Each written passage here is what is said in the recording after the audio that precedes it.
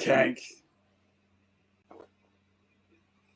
Yo, we're back. We're back. You look at my man in the bottom square. I love it, guys. We made it. We made it again.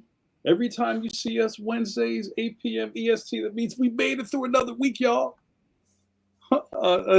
Something seems to be a little amiss. But before we discuss me being amiss, I would be remiss if I did not do our intros. Guys, welcome back to Pencil to Pencil, your favorite weekly, weekly Wednesday creative podcast, live stream, where you get to talk to expert cartoonists. Pitch me, I must be dreaming. And, we do that good talk. I'm your first host. I'm JAMAR Nicholas, Philadelphia's favorite son, and also member in good standing of the National Cartoonist Society. Guys, I have a book series at Scholastic underneath the graphics imprint. Leon the Extraordinary is the series. Thank you. Leon, Worst Friends Forever is the new book in stores now. Go get it. Why don't you? I would be remiss if I did not introduce my co-host, co-conspirator, and co-compatriot. He is, I've been saying he's the Bill Bixby of webcomics, walking the side of the road with melodic piano playing. A duffel bag. trying to find dice. Trying to find the next town to try to fix a flat in the rain, and then he turns green. Guys, he's your friend of mine. He is Stone Cold Steve Conley. What's up, Steve Conley? Mr. Scholastic, don't make me angry. You wouldn't like me when I'm angry. Gentlemen, so good to see you. I got all laggy there for a second. Hopefully my internet holds out. But my name is Steve Conley. I write and draw the webcomic The Middle Age, which you can read at middleagecomic.com. It's on Webtoons, which we just passed 21,000 subscribers. Thank you, everybody. Oh, snap. We're on Go Comics and the Tapas. Hey, we got 200 subscribers on Tapas, so that's keeps me humble. And I also make TTRPG stuff like the Intoximancy, like the Death Healing, and the upcoming Nipplemancy. But I would be remiss if I didn't mention the Tower of Power, the man of the hour, the Kirby Crackle to our snap and pop, Mr. Mike Manley. Good evening, everyone. Welcome to our humble abode of comics, knowledge, and in sharing of many things that are comics That hat is really making you real wise tonight. I love it. This is a hat that I got when I went to Art Center a couple of years ago. I went to San Diego. Was it 4 or 5 years ago? 20. I think it was 19. I went to, because it was tomorrow's 25th anniversary, and Mimi was taking classes at one of those ateliers out there. So I flew out, and then she and I went up to Art Center and walked around, saw the graduate show, and that's where I wanted to go when I graduated from high school. But I was told that there was not enough money, and it's funny now because I think it cost a little bit over $3,000 to go there when I graduated in 1980. So I think that turned out to be something like $12,000 in today's money or something.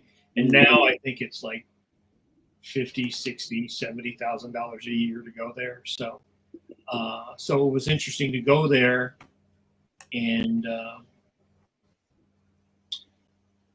see the facility, see the art show, and walk around and sort of wonder, like, well, I wonder how my career would have been different if I had gone to that school. But of course, I didn't. So, well, I think there's something to say about is serendipity the right word? I don't know what it is. It's like when I was a young poobah, I wanted to go to SVA in New York for cartooning, and I did not. But somehow I wound up being buddies with a bunch of people from SVA later in life who would have been, well, I probably would have been in class with them. So I think there's something about all roads leading to where you need to be. Well, it's funny because I don't think it was very typical of many people of my generation to go to, certainly not to go to college for comics. It was like the Kubert School, but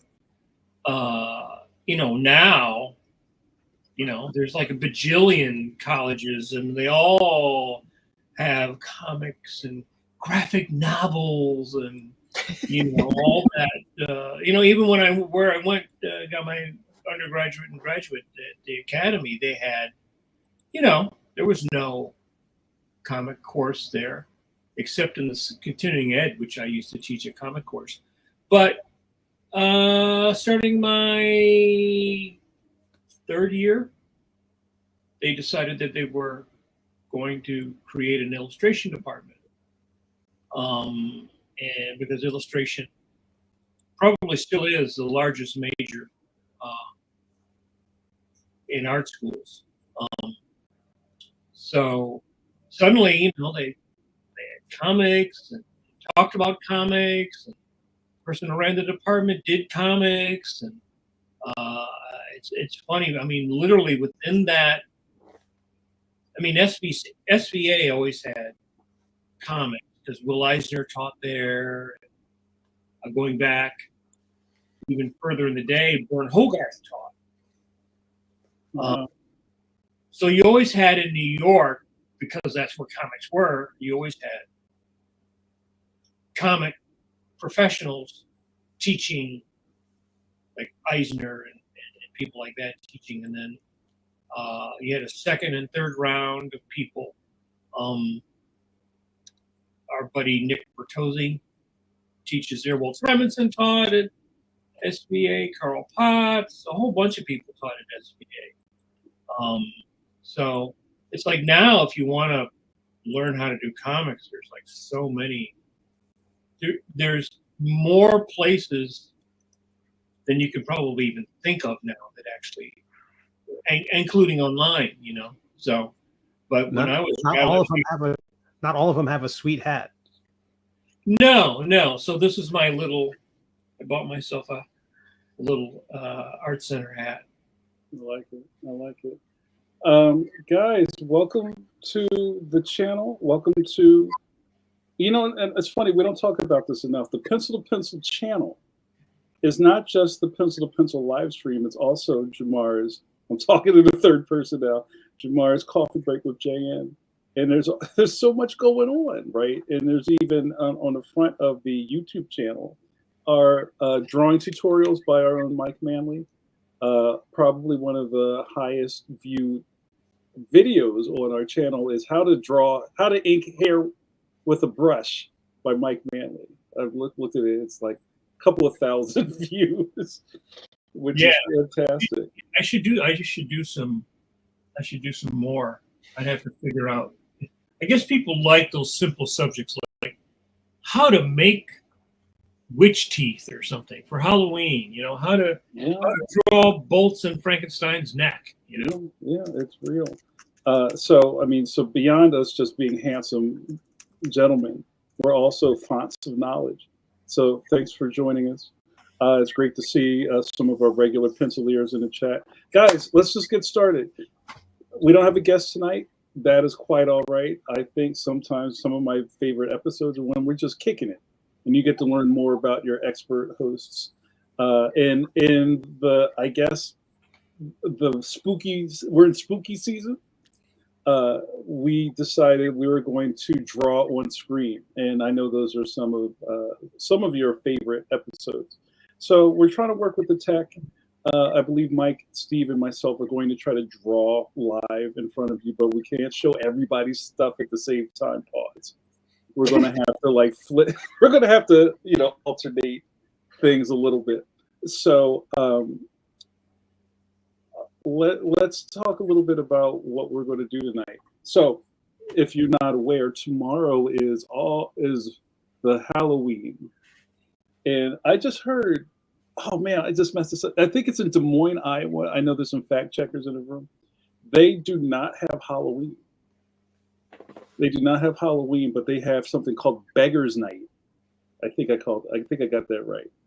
And usually Halloween. Yeah, and I think it's called Beggar's Day or Beggar's Night, and Beggar's Night happens on the 30th. But this year, because I think the torrential rain, they're going to have it on the 31st. I love that they call it Beggar's Night. Yeah. It's basically kind of like, who are you, kid? Get off my porch. But in the rest of the country, tomorrow's Halloween. In the season of giving, we decided we would do monster mashups. Hold on, let me get the branding on here. And Manley did a great job of kicking us the thumbnail. Monster mashups.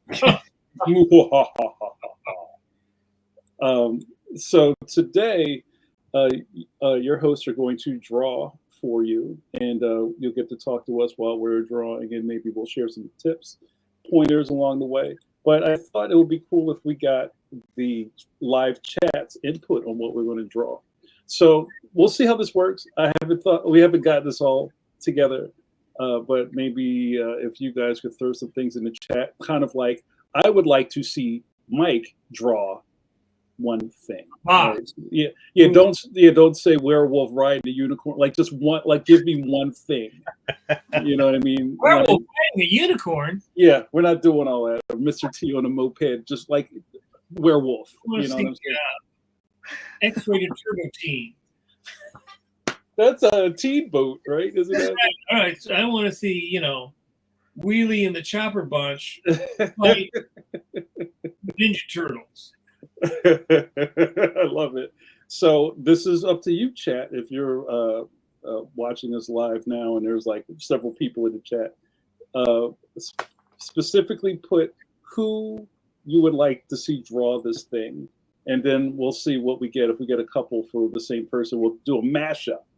That's my idea. Steve, does that make sense? It makes all the sense in the world. I want to see Steve draw chainmail on chainmail. A chainmail motorcycle. Yeah. A skeleton wearing chainmail riding a motorcycle made out of a horse skeleton.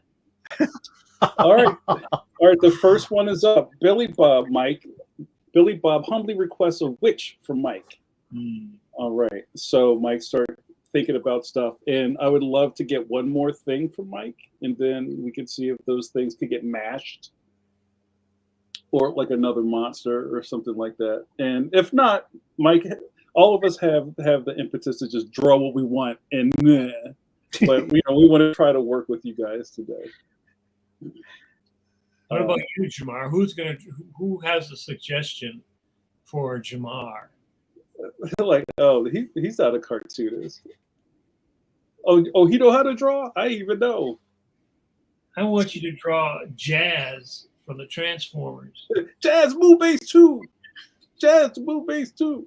Jazz fighting Snake Eyes. JRD comes from the crypt.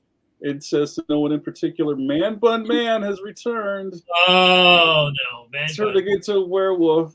Mike has put the gauntlet down. No Man Bun Man tonight. He's been stricken from the record.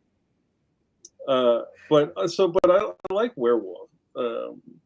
So all right, I don't know when I get to. Okay. Ooh, hey Juan. Juan, we had a fantastic time with Juan on the show. Was that last week? Where's the time going? But for Juan, it was 6 days ago. That's no, it's 7. I can't math. Yes. For Jamar, draw Zombie Leon. Okay. He's already had Halloween. I know, right? Tell us how it was. Don't tell us how Halloween was. Juan says for Jamar, draw Zombie Leon. And hold on, I'm getting a bunch. And then Christophe, what up? Bonjour, Christophe. A monster wrestler from Jamar. And then JRD says, Leon, keep your kids safe by directing cars away from trick-or-treating. Dude, I got him. All right, so I think I'm up. I think I got a lot. All right, give somebody else something. So what about Steve and Mike? I'm going to try to... I'm good. I'm good. Steve is nothing. I need you to draw the Schuylkill Expressway with Zombie Leon leading a little ducks safely across That's not bad. I-95. But what about the monster wrestler? Well, teens do those illegal car. Oh, doing donuts on the I-95. On I-95. All right, I don't know if we have enough time for this, but all right, I'll see what I can do. All right, what about the rest of you guys? So right now we have witch, a witch from Mike. I have 3 things, and Steve Conley with the goose egg. Come on, bless Steve with some stuff. Steve's enjoying this. Don't let me slow you guys down. JRD, Steve, traffic fleeing a hurricane in Florida. Cars, traffic, multiple cars. Remember our monster theme, you guys. Let's not just draw. Too soon. Too soon. Yeah. Too soon, Charity. So I'm going to keep watching the chat. Come on, you guys. Let's go. We're burning daylight. Let's see what else we have here. And it looks like maybe JRD says Gill Man for Steve. And hold on, here's the mashup. Billy Bob says a jack-o'-lantern for Steve. Oh man. All right. And anything else? What about Mike? Mike needs one more thing. All right.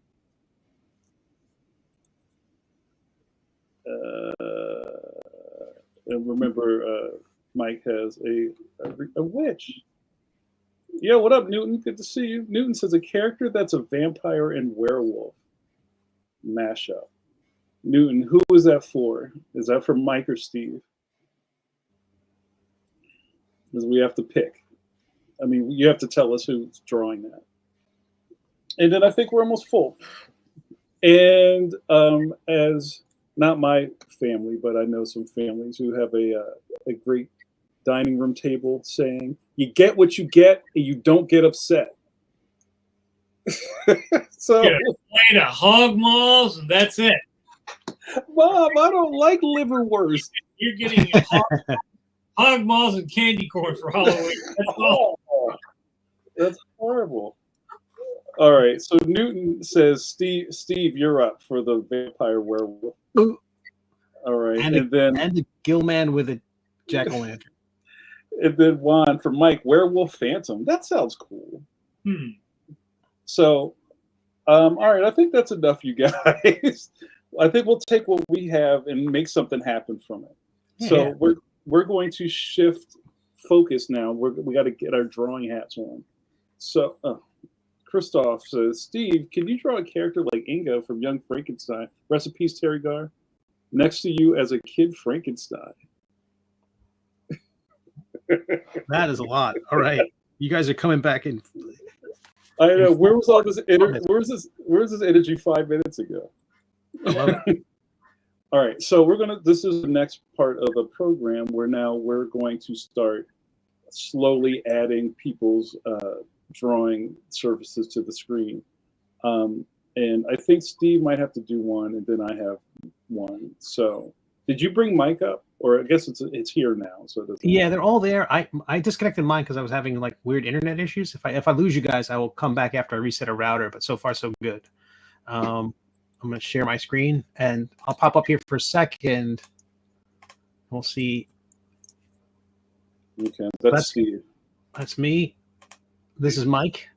Okay. And Jamar, let's say you got some stuff on the page already. Yeah, I was doodling, and that's me. But I can erase that. All right. So who wants? You know what? I think whoever is controlling the boards, either Steve or me, can just flit over to whomever they'd like, so we don't have to go. Now it's Mike's turn. So guys, we're going to start drawing, and please keep the chat going. Because this is what it's all about. And then, as we know, this is like taxing my ADHD superpower. So I'll try to do my best to keep looking at the chat while I'm drawing. So maybe I can add some stuff to this while we're working. Mike, what's your tech setup like these days? I'm just using my my 13-inch Wacom Cintiq and using Clip Studio. Mm-hmm. Did you get isn't it there like on Clip Studio 3 or something like that? I'm still on my Clip Studio 1.1A, right? Yeah, I'm still on the first one. So. All right. And who we sharing? So we you could do Mike. I haven't even gotten started yet. I'm just making some notes so I don't forget. And Steve, what about you? Are you still all like super iPad guy? Oh yeah. Let's put this up. This is Steve's jack-o'-lantern, gill man, werewolf, vampire. You knocked that out quick.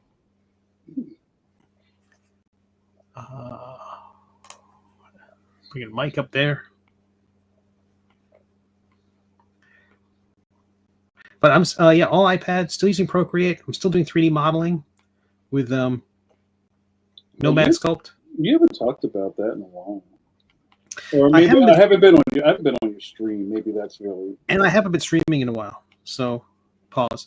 I'm at that age. But I haven't I found that the streaming on Twitch was kind of getting in the way of my work. Trying to keep that schedule of Tuesdays and Thursdays I started building my whole schedule around that, and that was not ideal. So you had to kind of take a break. Yeah. So now I'll jump on when I can, but not make a whole thing of it. Oh, I know what I'm doing here. So maybe a little side-loaded conversation we can have is about sticking with what works. So how superstitious are you guys about, say somebody gives you like, hey, here's a brush pack, or here's something like this, try it out. Would you change your workflow to do something new, or would you not want to jinx your work? that way. Does that make sense? Yeah, I don't know. I'm not all that excited about. I mean, brush packs don't. Well, just Change in general, I'm just asking. Yeah, I mean, sometimes there's some tech, like any tech that would change how we do things. Mm-hmm. Yeah. I don't know. There's the big 3D program, Maya, Mhm. has come out with an iPad app, but there's a monthly charge associated with it. It's super powerful, and I thought, well, maybe I should do this. The monthly cost kind of scared me off. I'm too much of a cheapskate. Mm-hmm.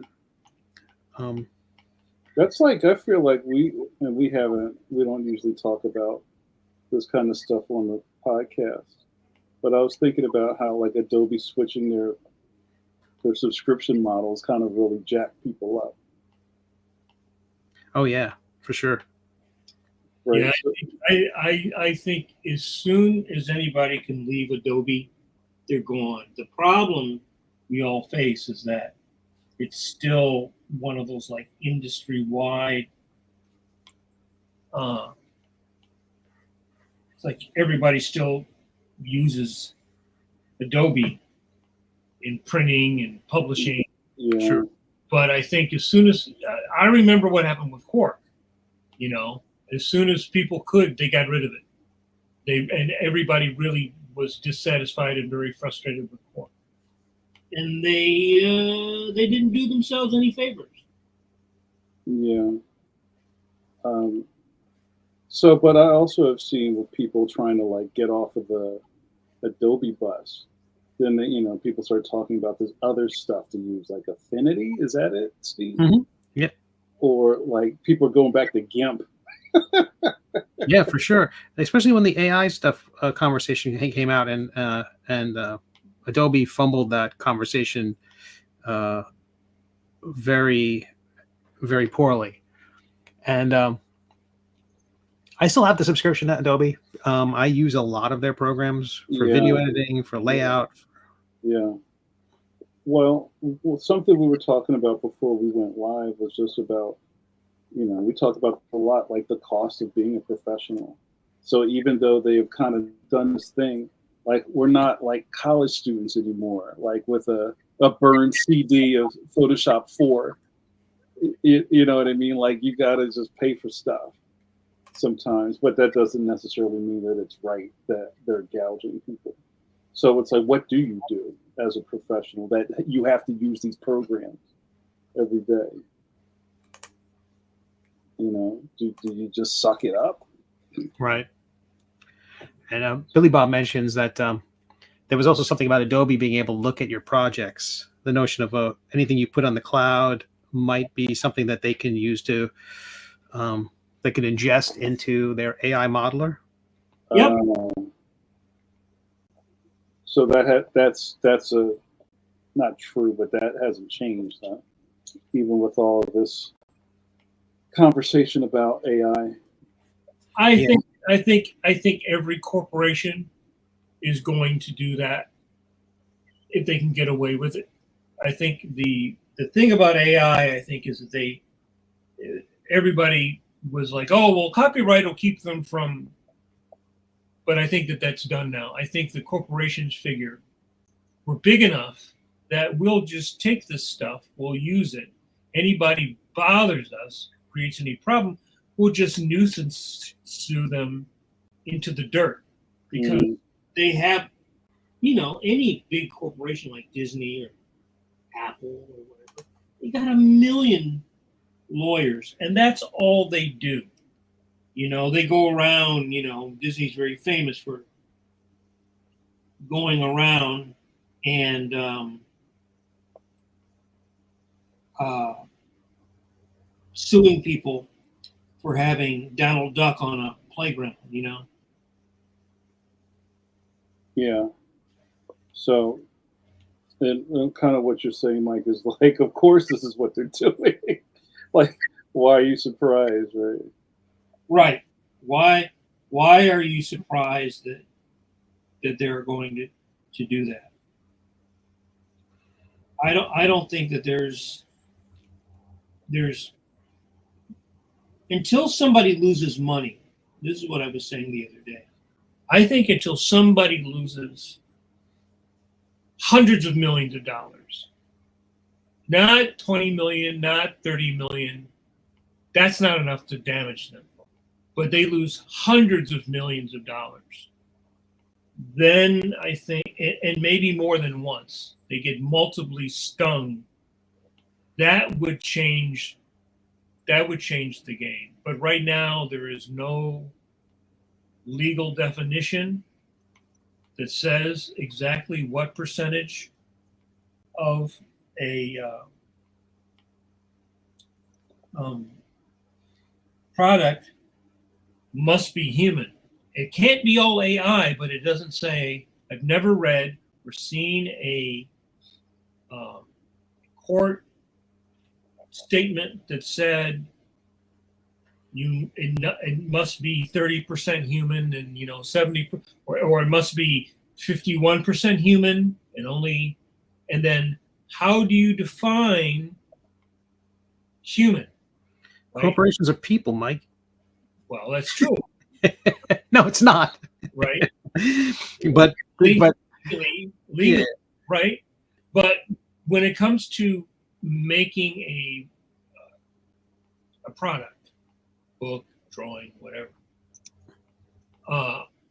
how do you define, if an art director gives these 20 prompts and corrections, well, is that enough to say, well, there was a human being involved? Or does a human being actually have to draw on the, physically generate some of the image? Again, I follow this stuff, but I've never read anything that said that yet. Now I know with the copyright, then there was a famous Obama poster,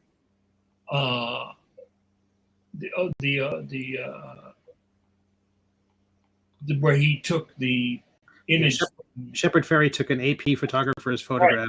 Right. Yeah. And in that legal ruling, it defined what would make it legal and what made it illegal. What violated. So I always heard that if you use something, you had to change at least 30. You had to change more than 30%. More than 30%. I don't know, again, if that's true. That's something I remember hearing when I started out in the business. Because everybody uses swipe. Everybody uses photographs. Everybody, you got to draw the Statue of Liberty. You go find a picture of the Statue of Liberty. Unless you're going to go to New York City and you're going to take that picture of Statue of Liberty yourself, you're going to go find a photo of the Statue of Liberty. Right. I remember I did an issue of Quasar where he fought Modam, the female version of MODOK, with the Statue of Liberty. I got a book on Statue of Liberty. I clipped pictures of the Statue of Liberty. Those weren't my photographs, but I used them to draw, those images. In some cases, I put them in the projector and I traced it down. So I would say until you get that, you won't really know. Well, I think the still a general position is, I feel like as long as we can shame it out of existence, that's our best chance. Technologically, we're not going to be able to do anything about it, but I do think we can. I mean, sort of like you see the backlash against the Washington Post and Amazon right now. But Adobe was also facing that. A lot of people dropped their subscriptions because of their grabby contract language about anything in the cloud could be referenced by their system. Anything in their cloud could be referenced by their system. So I think as long as there's a backlash and people are not going to buy that stuff, I feel like that's the only thing. Like you're saying, Mike, it's about money, but it's got to, it has to be about a substantial amount of money, or about market share, because it's like if this is going to hurt Adobe and they see all those graphics going around saying, here's the suite of products you can use instead of Adobe. That's a lot a lot fewer adopters out there. I think I mentioned I answered one of their surveys. It said, it was a typical corporate survey, and one of the questions was, would you recommend Adobe to a colleague? And you're supposed to rate it on a scale of 1 to 10, and I gave it a 3, and that prompted a follow-up question from their system. And I wrote like AI blah blah blah, and I submitted. I didn't think anyone was going to read it, but then I got an email message. Hold on, your phone rang. You're like, hello, Sarah Connor. About a month later, I got a message from somebody from Adobe saying, Steve like Conley. Yeah. I'm sorry, Steve. So, it was a little bit like, I didn't know anybody actually read this stuff. I was probably mostly using it for catharsis. Like, so they responded to you, and what happened? They scheduled a half-hour call. We spoke for 40 minutes and I was explaining why AI is awful and why there's no good way to spin it. And they were their rep, who was not I expected it to be like a call center person who just wanted to, fill out the form a little, to flesh out my answer a little bit. Mm-hmm. But they quoted that in the email, specifically my comments about AI, how it was specifically bad for aspiring artists. And they were making, they'd heard it all before, but they were making cases like, I think I might have mentioned that, sure, AI might produce an image from a specific angle, but if your client wants you to now show it 2 degrees off, AI can't do that. And the answer would be yet. So it requires an artist now to be able to produce things and make changes in a way that AI can't iterate. And that seemed like a real, I don't know, extreme case where, but I absolutely could see that if you have a specifically picky client and they want a specifically modest change, and if you have no artistic ability whatsoever, you're at a loss. But for now, the idea that you might be able to select an area and ask it to iterate that 100 times, 1,000 times until you get the thing you want, that might satisfy it. That's very ominous. You say for now. Well, that's just the whole thing, right? It could change at any moment, right? Or like I just read this thing. I think I shared it on my Facebook page about the 23andMe company that everybody spit into a tube and gave them their spit. Now that company's going out of business, and now your spit is up for sale. So whoever buys this business has access to like millions of people's DNA. Oops. Yeah. Great. Well, and in other news, was it that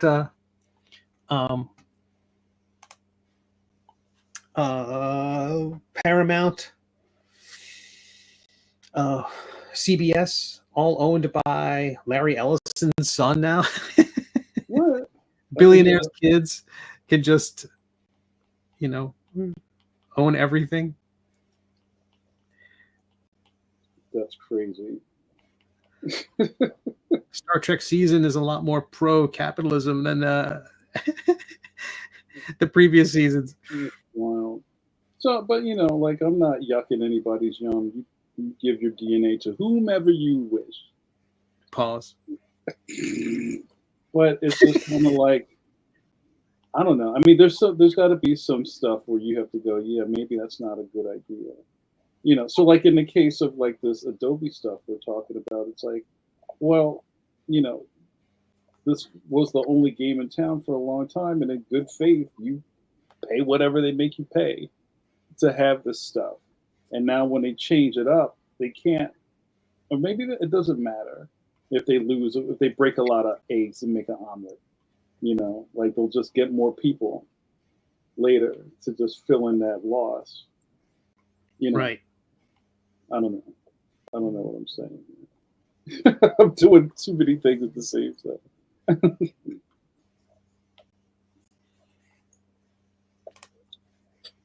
How's everybody doing? You can see mine. Newton on the Facebook. AI startups already set aside money for dealing with the legal issues. The money they'll probably end up paying out will be a tiny fraction of what they'll make from profit in the future. Yep, absolutely. It's let's just do whatever we want and just pay the cost. And I hope it's going to be less than whatever the legal fees or the lawsuits are less than what the amount of money we made. That's messed up. Well, Jamar, switching gears here a little bit. Yes. How was New York? How was I saw the signage and the beautiful love for Leon. I saw the signage. Open up my eyes. I saw the sign. Okay. Yeah. So was that last week? Man, the time's going by quickly. Yeah. So last week I was at New York Comic Con. Hello, if I saw you there. I'm sorry if I missed you. Where I had a signing at the Scholastic booth, and then it was very cool that a lot of people were able to see me kind of at the space doing my thing, and they made a really big deal out of Leon. This is the 20th anniversary of the graphics imprint, so it's very special that Leon is well represented on all that stuff. Kind of as the present/future of graphics. And then after the signing, I was at Scholastic HQ in the Village, giving. I was on stage with a bunch of luminaries talking about the publisher.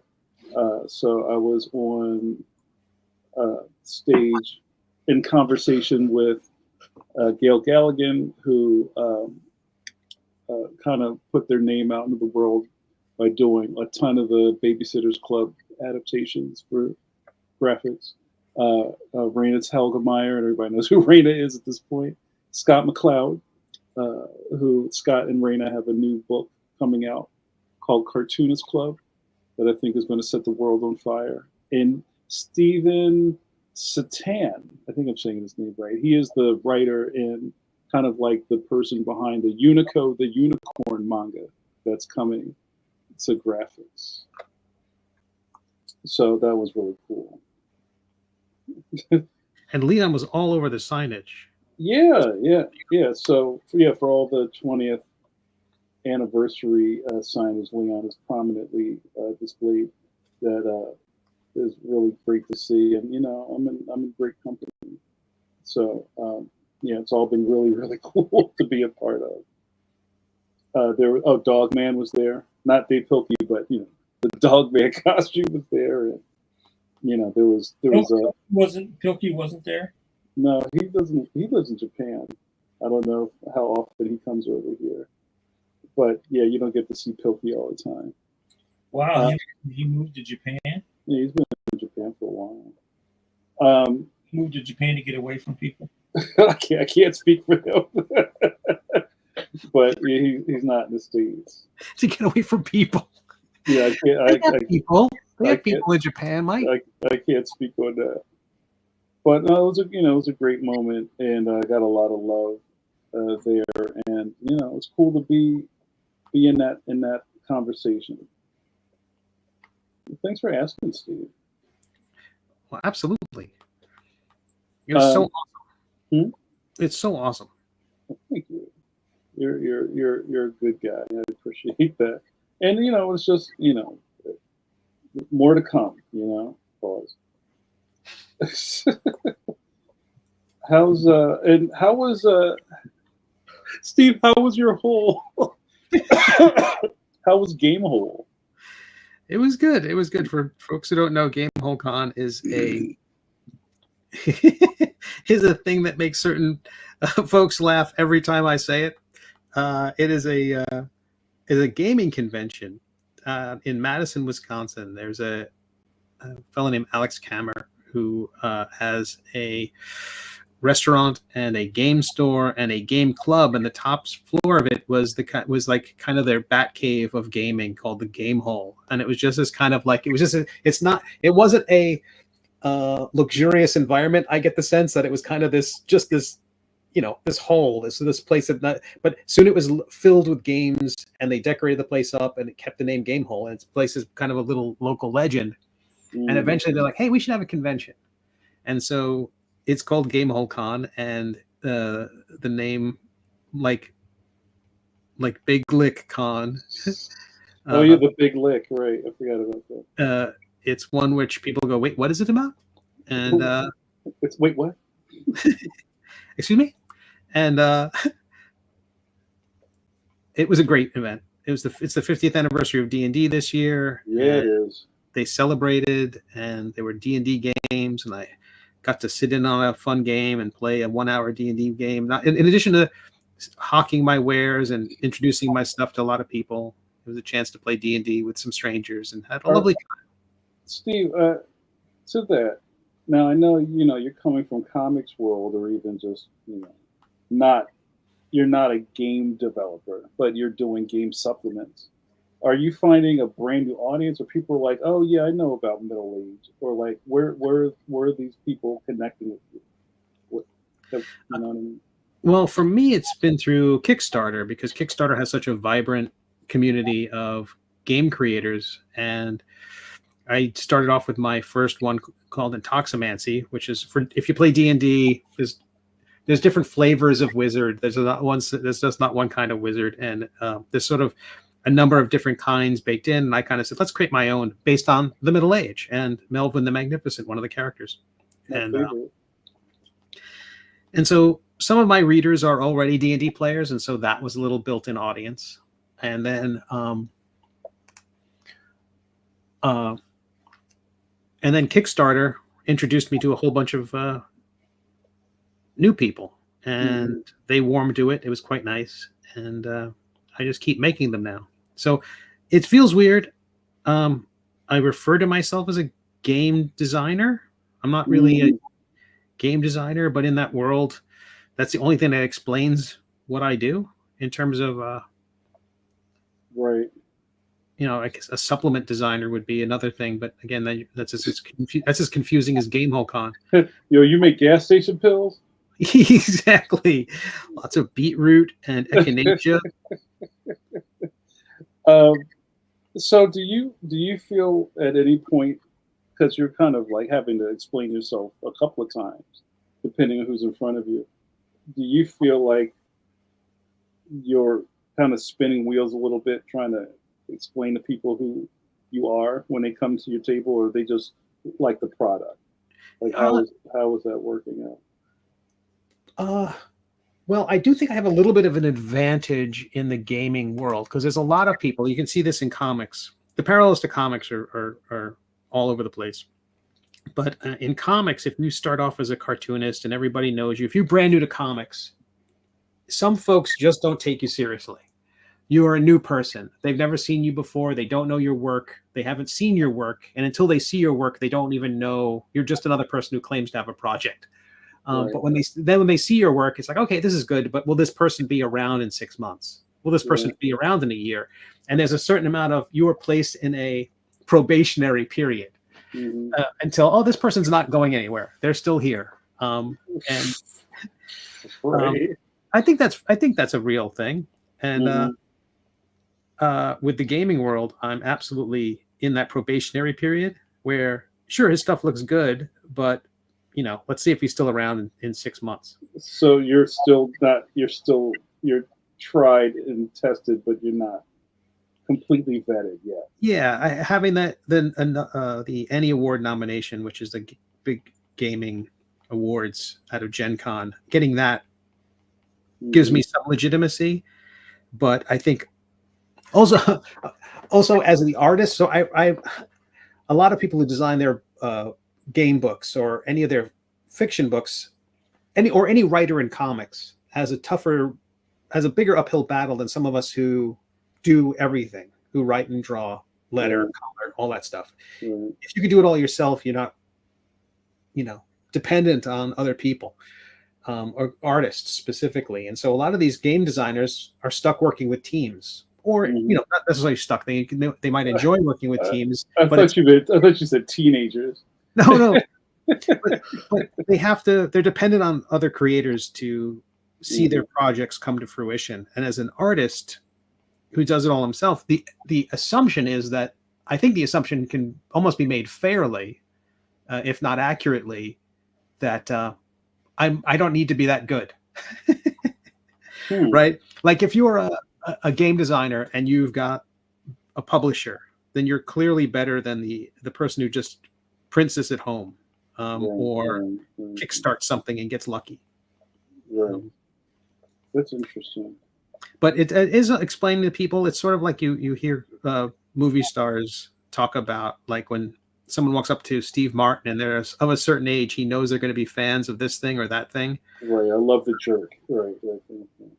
So when people come up, I can, I often know what they're fans of, if they're or what they're readers of. Do you think you're going to do PAX Unplugged? I would like to. I can't do it in December, but it's the second. So far, I'm only doing Gamehole Con every year. I don't have intentions of doing the other conventions, but I am planning to do PAX Unplugged next year. Oh, in Philly. Yeah. You gotta come through. That'll be cool. Yeah, I'm very interested in this new journey for you, Steve, because it's like you're still doing your thing, but you're doing your thing in front of a different crowd. You know what I mean? So it's almost like you're starting over, kind of like what I'm doing in the traditional book space. I'm kind of like starting over. It's weird, right? Yeah. And I can't tell you how many times I've been in front of people and they're like, congratulations, this is your first book? And I have to like choke back saying like, no, it is not. But you're being Columbus. This is the first time they've discovered you. So this must be your first thing because they hadn't heard of you before.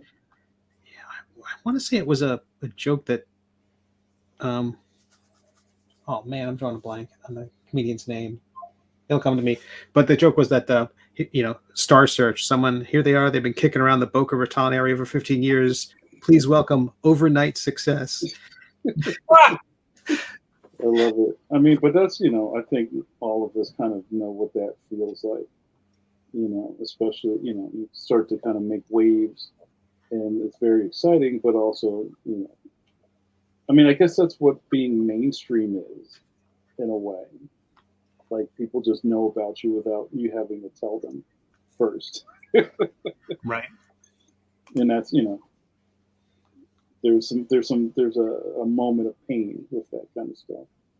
Because I talk about the iceberg all the time. That's a giant part of the iceberg. They don't see the 25 years you put in before you showed up on the cover of a magazine. You know what I mean? Yeah, for sure.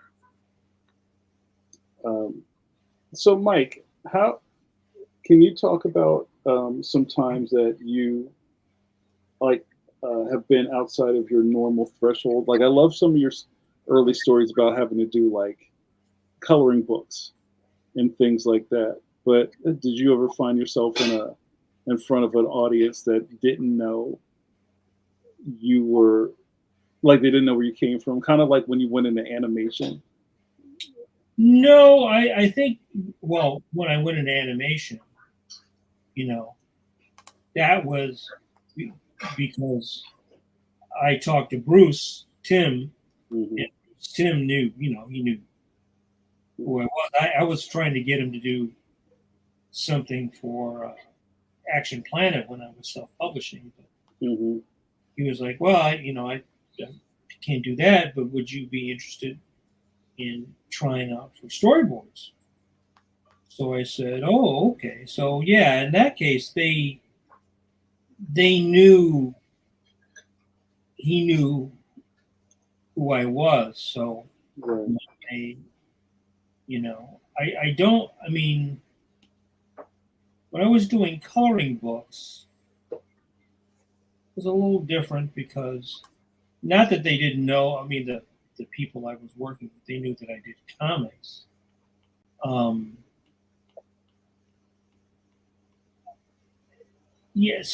I never really had that experience where they didn't know, Mm-hmm. Who I was or what I did. It doesn't mean that they were fans of the stuff, Right. right? That doesn't mean that. But I think if you, your work, in that case, the quality of your work speaks for you. Mm-hmm. I think that's something I do know. I do think the quality of the work will speak for you. So in the case, working with Bruce or Gendy, or it's like once you've worked with one person, then, and I even remember this when I was doing.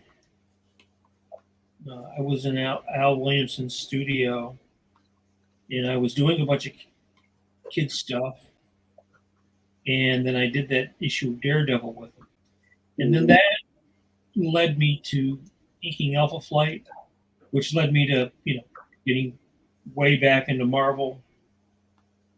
Mm-hmm. And I think it's like familiarity. Once people know, oh yeah, like you're at least in that era. I don't know. Mm-hmm. Things are very different now, I suppose, because people are young. The editors I worked with they were older and they had a historical knowledge of the business, and they could also look at your work and they could judge whether they thought you would be good at something by seeing what you did. Right. I think that's just really not the case now, because many of the young editors don't know. They don't know your work. They don't know Right. They don't know where you come from. They don't know where you come from. They don't care where you came from. Yeah. It's just like it's not they don't know about that. That's just not something that is ever going to mean anything to them. Even the last Darkhawk thing I did, the 30th anniversary. The editor had never read any Darkhawk comics and was not, he was a character, but he really wasn't familiar with the material, and that has an effect upon your working relationship with a person who maybe just they don't really know your stuff. Right. I mean, it's not their fault. They don't know. But well, I don't know if I necessarily agree with that, because I think part of the if you're an art director and you were being an art director for, I don't know, Edgar Rice Burroughs, say, well, I never really read a Tarzan. I mean, it's sort of like that's your job, is to familiarize yourself with the material. Right. I just don't think that that's as common now, simply because of the nature of the business. Mm-hmm. It used to be that all the people working had been working, either trained in working with somebody for a long time, or they knew somebody, or they were somebody's apprentice. So they were familiar with the material. But like I said, I don't think that that's necessarily true now. So you could work with a young person who who really won't know your au revoir or whatever that French word over your Uber. Right. No, that makes a lot of sense. And, as we just continue to get older, and it, still can be shocking. Like I was just listening to somebody have, music conversations with like their young nephew.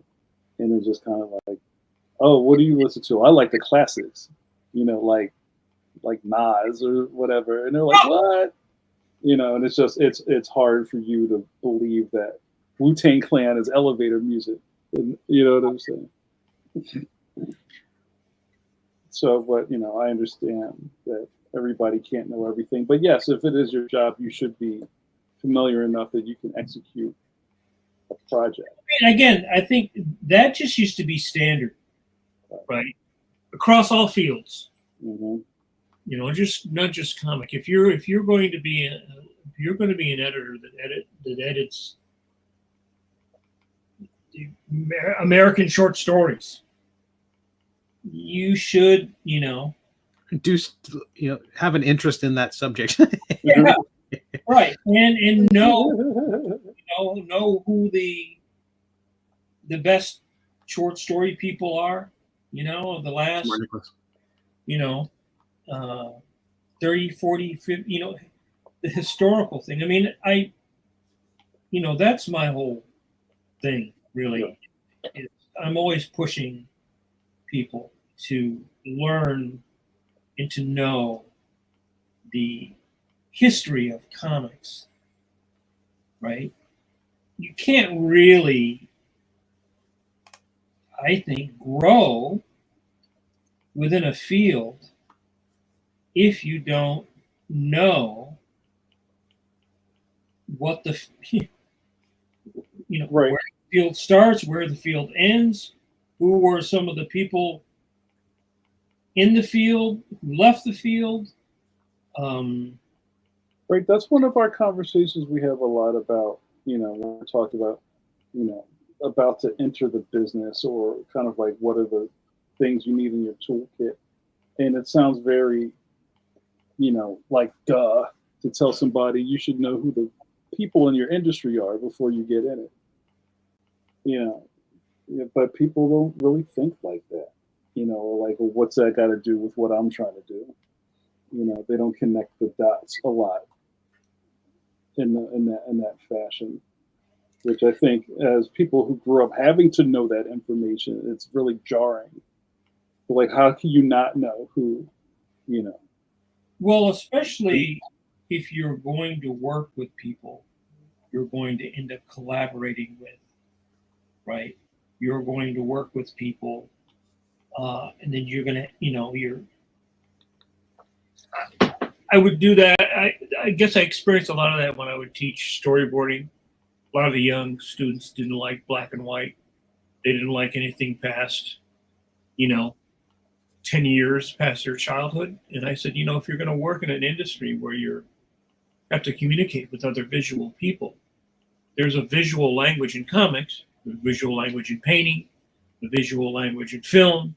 There's common core, right? Like, these are the top filmmakers. These are the people that did this. There's certain techniques that this person came up with. There's a certain visual language, right? And if you don't know that, and you don't know those people, you don't know that material, when someone is trying to discuss something and they bring up an artist, oh, like this or like that, and you're like, I don't know what that is. Well, then you can't really communicate with that person, and that makes the job more difficult. He reminds me of a young Wendell Willkie. I don't know who that is, Reach. I do think there's something to be said. You're talking about that, like making inroads in a new industry. In the gaming side, because they've run into so many different gaming people who keep popping up with a new project or new thing, that me having a cartooning background was way more interesting to them than to the people in that world than that I was doing a game thing, because it was outside and I was connecting to them on their interest in comics. Mm-hmm. Like I could say, oh yeah, I just did an Archie comics cover or something like that, and they, oh, I know it. That was infinitely more interesting to them than yet another thing from inside their world. Right. I understand that reference. Well, I also think now, comic, geek culture is mainstream now, right? I mean, you just look at the streaming services. How many things are vampires, pirates, sci-fi? I mean, it's got to be half. Half is some kind of fantasy of some sort, right? Stuff that if you went back to when I was a kid, you had very few shows, mostly produced by Irwin Allen, right? And then you had, your hillbilly shows or your cop dramas or whatever. But geek culture is now world culture. And so it's not like, what? A show about vampires? That's weird. Yeah. Well, what about, like, I've mentioned this before, not here, I don't think, but that someone like Darwin Cook couldn't get the time of day in the comic book world. Then he went off and did advertising for a while and came back as an advertising guy and suddenly was on top of everything.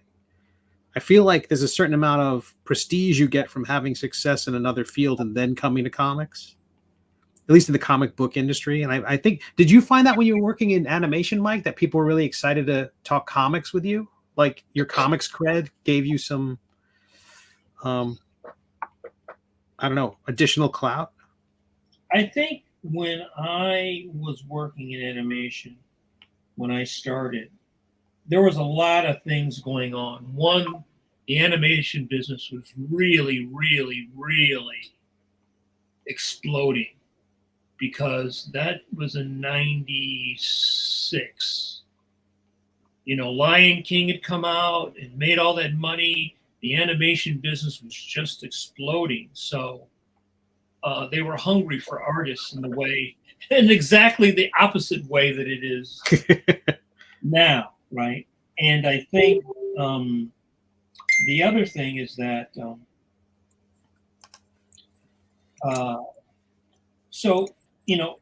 people in comics, when I was getting, the people in animation all loved comics. People, especially people like Bruce and all those guys, and they wanted to do, and Bruce did. He did a lot of great comics. So you had the animation people who wanted to do comics, and then there was people like me who were in comics who wanted to go into animation, right? So there was a lot of people that wanted to do both things, and so I don't think there was ever a problem where somebody in animation was like, "You want to do what?" Right. So I don't think that was ever a problem. They couldn't. There was a lot of people that were trying to get in. I think Lee Weeks did some storyboards. A lot of comic people tried out. Some people did it and they did well, and some people did it and they did poorly. You chose it poorly. You bought it poorly. Well, it's much harder than people think, and there's a lot of people who are really good at doing comics, but they don't think in film. And when you're doing storyboards, I would even say, people look at those Toth storyboards, which are beautiful drawings, but they're not very good storyboards.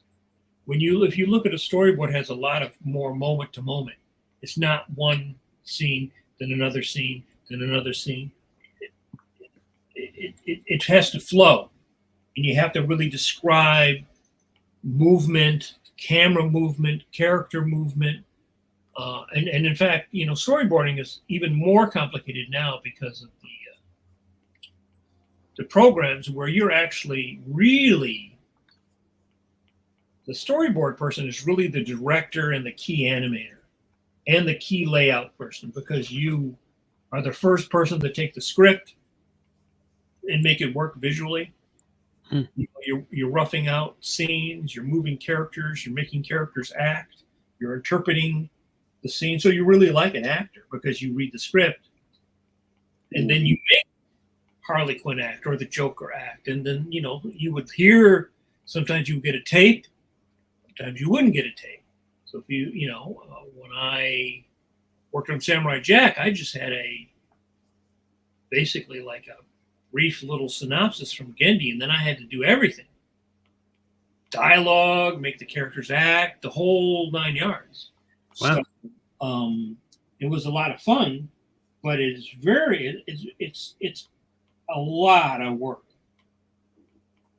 Mm-hmm. A lot of work. So, well, people say it's fun. That sounds fun. It can be fun. All the fun. It's also hard work, especially when you're working with people who are at the top of their game. All right. Those people who are at the top of their game are not, they're not pikers, so they're not going to just take anything that you give them. Right. They're not here for play. When you're working with top people, they expect you to be able to play in the game. Top men. Right. They expect you to play in the game. Let's do a check-in. How's everybody's stuff looking? What do you think of my Zombie Leon? I haven't even seen it yet. I've been drawing, so I haven't. I love it. Well, I love the eyes. well, they're not really. I didn't really make a scene here. That kind of happened too fast for my brain to register. Maybe I'll try to draw another little thing. But I also want to be careful of our time here. Where are we on our time? We have if we go to stage 1, show end, we have 15 minutes. Stage 1? What do you mean? The show's say if we get out of here at 9:30, then we have 15 minutes. That's up to you guys. Val, what's up, Val? Val says, yes, Zombie Leon is disturbing. Yeah, 'tis the season. I enjoy drawing zombies. I don't think I've ever drawn a Zombie Leon, but it's funny, in the first Leon book there are zombies, but he didn't get turned into one. Thanks for that. Any other comments from the chat? If you're enjoying this creative live stream, please thumbs this up. You know how we do it. It's important for the algorithms. Albert G. Rhythm. You know him. Algorithm. And also, it lets us know that you care. Really, that's really what this is all about. And also, thanks again for letting us do this in front of you. Pause. We haven't done a live drawing in a while. It's got to have been a year, maybe. And probably the reason we don't do more of these is that technologically, it's kind of it can be taxing on our setups.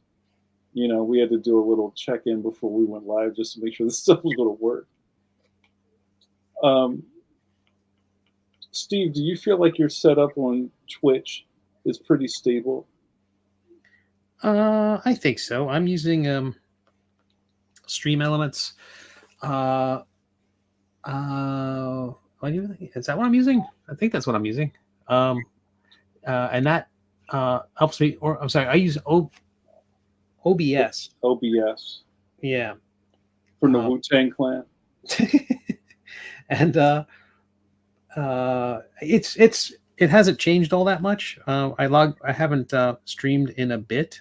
I'm hoping to do that next week. I've got a big a whole lot of stuff for the latest TTRPG project to share with that audience, and so it also means I have to do some more artwork, and I enjoyed doing that work on the stream.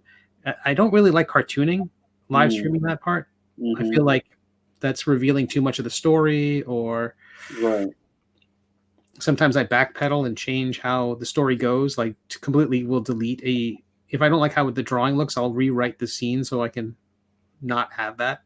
So is that why? And I'm just making conversation. Is that why we got to watch you figure out how to 3D render on your Twitches because you were experimenting and it wasn't you revealing your storytelling or anything like that. And there's also a certain amount with much like the stream here where we want to respond to comments. We want to respond to the conversation happening in chat, and it's kind of hard to focus.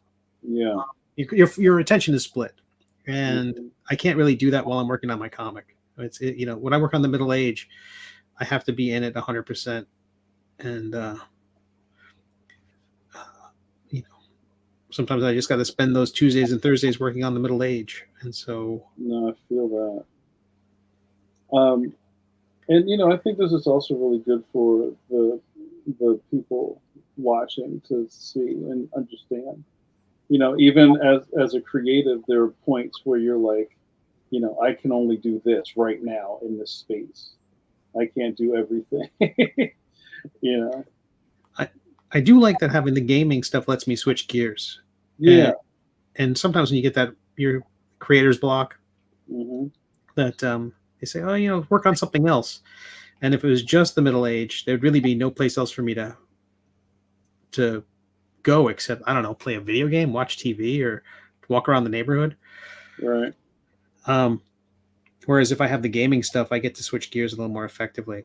I can actually bring up a sculpt I was working on recently. It's one of the last monsters I have to do for the next book. Okay. It's a very dumb creature. The whole book is based on cooking, and so it's a turkraken. And so release the turkraken.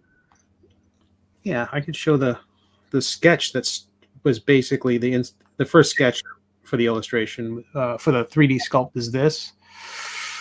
Put that on the screen. Yeah. So something silly, and after sketching that, I'll bring that into the 3D modeling program and try to sculpt that thing in 3D. I love it. Steve, what is the 3D sculpting thing kind of unlocking you? Is it kind of like realizing something in 3 dimensions? Is that a really relieving part of your new creativity? Like what makes you want to like sculpt something? Well, it started off with me just wanting to have, models of my characters, merch. Mm-hmm. And now it's about having those as maybe as little products.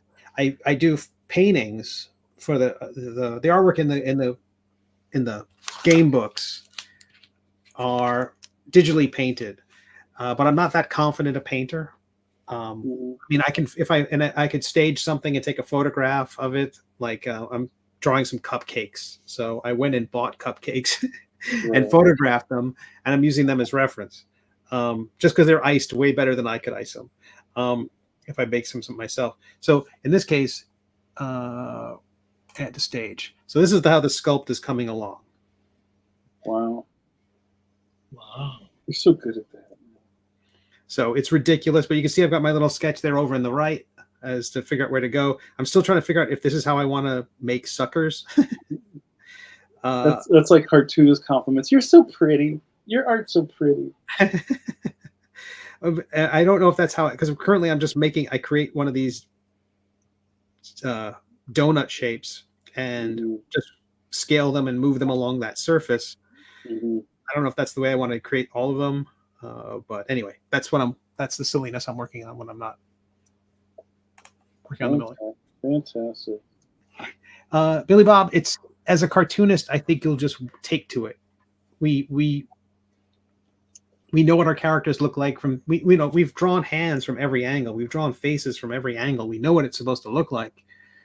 I often found, like, when I was trying to draw some of my characters, I know what they look like from the 3/4 view. I know what they look like from certain angles because I've drawn them from those positions, but I never had to resolve what they look like from every angle.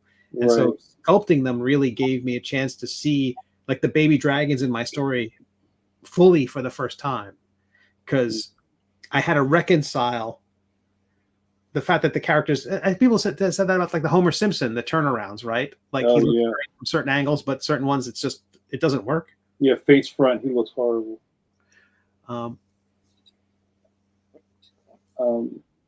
Mike, have you ever rendered a model so you could, draw it better? Like, did you ever make, like, a little Sculpey head and turn it around? No, but I have thought about it. Mm-hmm. I have for specific things, Mike? Yeah, I thought about actually doing it for the Skull Kids. Mm-hmm. It sort of changed the way that I drew them. Mm-hmm. That makes sense. Even if you think about, like, I don't know, something that you touch so much, like Phantom, but and I'm sure you have little dolls and stuff, but you're not really working off of that. It's just more.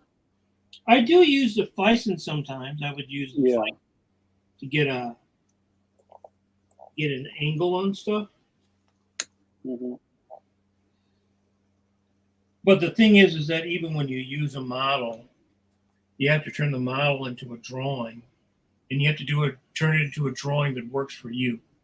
So it's an aid, but it usually what I would do, and I would draw something, I'd lay it out, and then if it was like a foreshortening or something, then what I would do is I could get the Fison and pose the Fison. The foreshortening. And then I could look at the model, the photo, mm-hmm. and I could draw from that, or draw what I needed, take what I needed from it. Mm-hmm. That makes sense. And Mike, explain what the Fison is. Like, I know you've shown it on camera, but some people may not know what you're talking about. It's a rubber, very realistic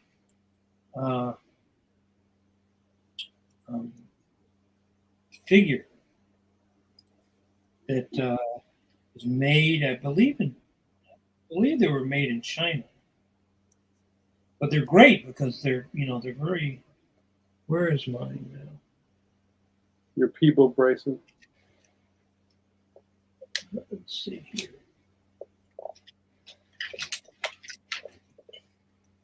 I've got one of my Fisons here.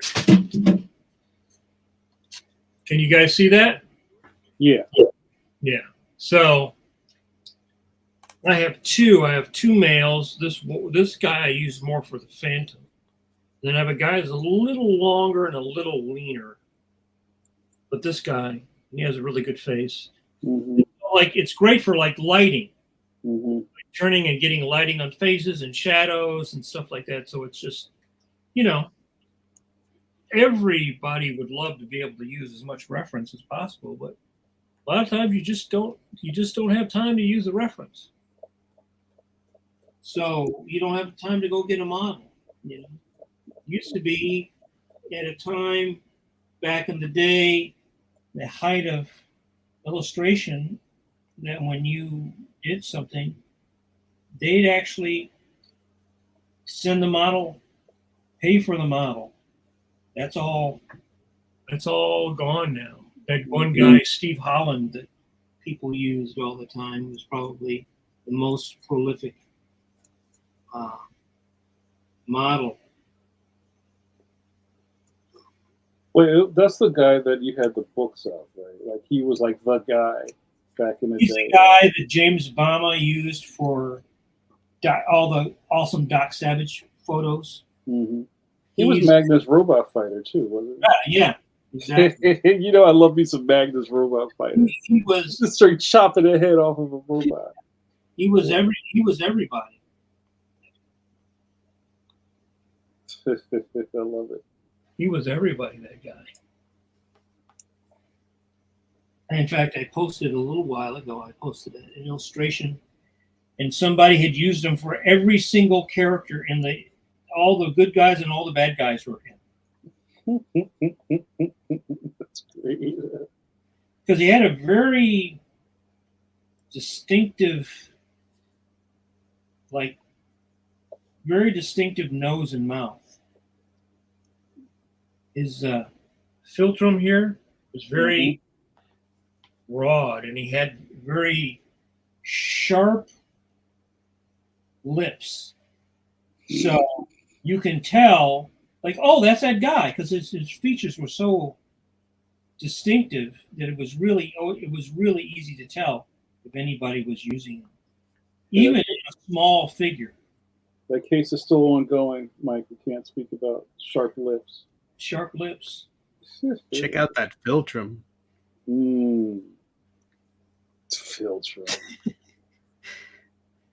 I love it. Steve, how's your drawing coming along? I'm just playing video games now. It's coming along. That's fantastic. It's very dumb. It's a Gillman, jack-o'-lantern, vampire werewolf. You know, the usual. The usual, as it is normally. Yeah. Steve, was there anything on your cartooning journey that once you learned how to draw it or how it worked, you were like, oh, is that it? Like trying to figure out how to draw the craters in the moon, like I did a poor job of this second. Or figuring out how to like ink something and then put white out over it and then it disappears and you're like, oh. Well, so like, I don't know if I follow. Like a cartooning trick, you finally learned the secret to it. You know, like Mike, one of my favorites, when Mike would take the razor blade to a board to make rain drops. I think it's a kind of a cheat of sorts. It's breaking up a shape like here on this casket is just creating that irregularity that lets me not be so precious about having to make everything perfectly straight. Like everything in my head would come out. I would try to make everything. I was doing sci-fi. It was kind of a classic retro sci-fi, so all the lines had to be smooth and perfect and stuff like that. But it wasn't until I kind of just decided to break things up and add that irregularity that lets the work be a little bit more real. All those dents and nicks and cuts and little chips and it wasn't really a trick, as more a, I don't know, it wasn't as cool as that explosion effect where like where Wally Wood would cut or paint out those radiating brush strokes. Yeah. But it was stuff like that. Usually there was a razor. Sweet. It's all about everybody got razors up in the studio. So for y'all, guys, yeah, it all started, I think, probably with Kniff using it, and then he used it.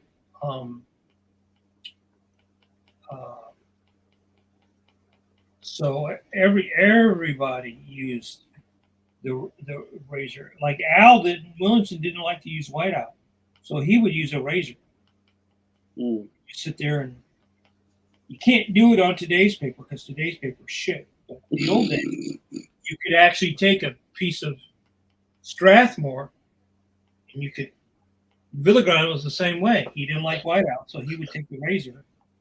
If you look at Safino, his work looked like he was attacked by some animal because he would go back in and he would use a razor to cut in positive into the negative or negative into the positive. He would work back and forth.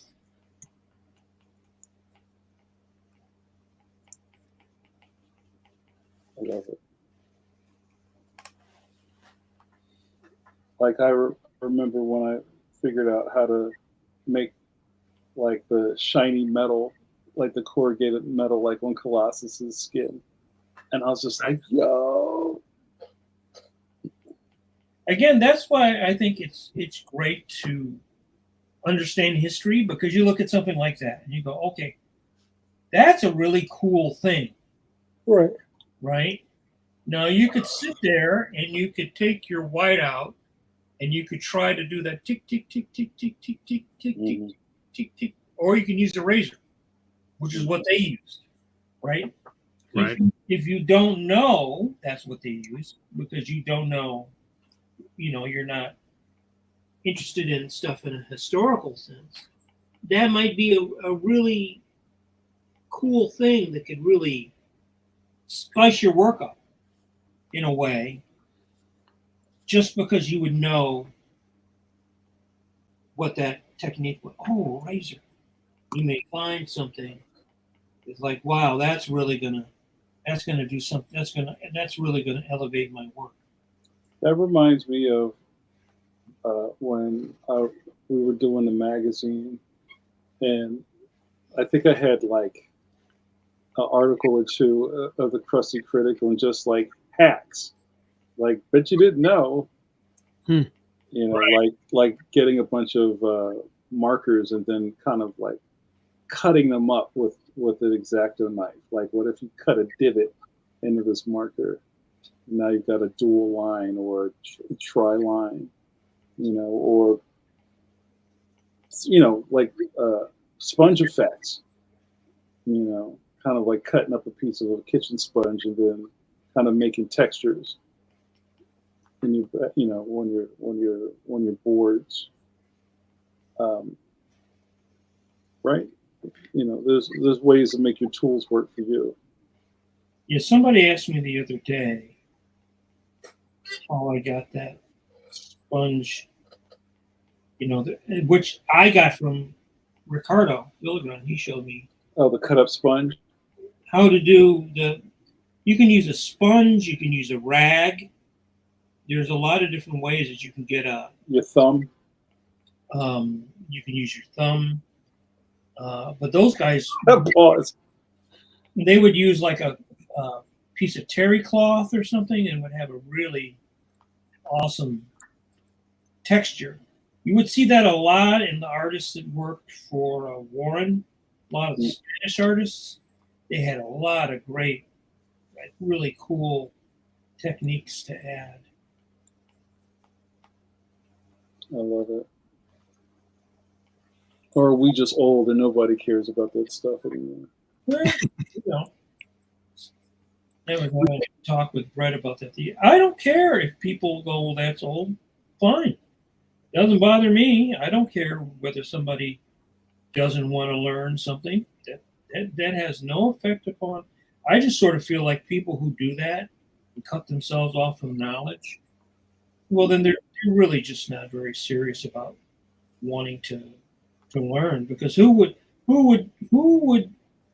as an artist, as a craftsperson, who would want to turn yourself off to like something that can make your work so much better?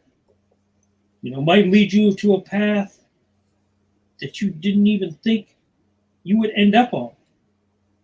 Yeah. One of the things that I had to say to myself when I went back to art school, right? If I'm going to learn, I can't start out my learning process by saying no, right? Because I'm paying to go back to art school to become a better painter. So if immediately I start saying no, well, then I don't even give myself a chance to explore stuff. Now, I'm not going to like everything, and I'm not going to agree with everything. But my thing was like, well, I'll at least try it, and then I can say no. You know what I mean? You can try something, and then you can say no. Right. Well, that's good that you were not, kind of painting yourself into a corner even at the beginning of it.